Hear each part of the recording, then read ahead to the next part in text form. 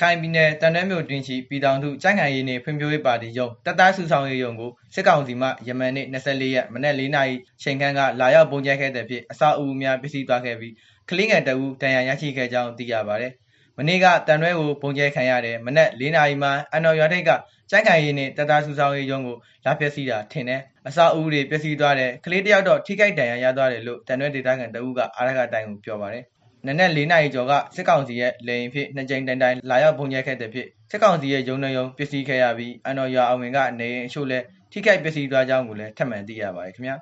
ဒီရက်ပိုင်းမှာလေရင်အနေတွေကိုပိုပြီးတတိပြုကြပါအိုင်းစစ်ပွဲကြောင့်ရခိုင်ဘက်ကိုလေရင်တွေတောက်လျှောက်လာနေပါတယ်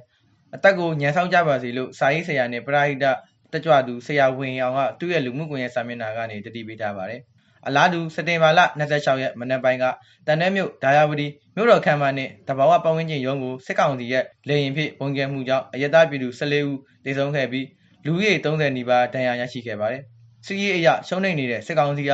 လက်လွတ်ဆုံးရှုံးခဲ့သောနေမြေများကိုမကြာခဏလေရင်ဖြင့်လာရောက်ပုံကျဲခြင်းပြုလုပ်နေပြီးစစ်ကောင်စီရဲ့လက်နက်ကြောင့်ဇူလိုင်အောက်တိုဘာနဲ့စက်တင်ဘာလ3လအတွင်းမှာပြည်သူ1244ဦးသေဆုံးခဲ့ကြောင်းညံလင်းတစ်သုတေသနအဖွဲ့ကထုတ်ပြန်ထားပါတယ်ခင်ဗျာ